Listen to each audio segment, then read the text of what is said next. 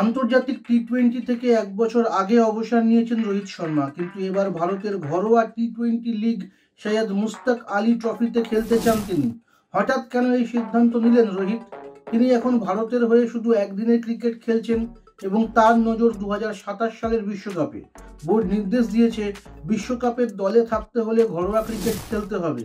সেই নির্দেশ মেনে বিজয় হাজারের ট্রফির পাশাপাশি রোহিত মুশতাক আলীর নকআউট পর্বেও খেলতে চান বলে মুম্বাই ক্রিকেট সংস্থাকে জানিয়েছেন। রোহিতের এই সিদ্ধান্তের পর জল্পনা শুরু হয়েছে, তবে কি আবার টি-20তে ফিরবেন তিনি? সেই সম্ভাবনা আর নেই। সম্প্রতি রোহিতের হাতেই ভারতের টি-20 বিশ্বকাপের জার্সি উন্মোচিত হয়েছে এবং তিনি আগামী বছরের প্রচার দূত। তাহলে কেন এই সিদ্ধান্ত?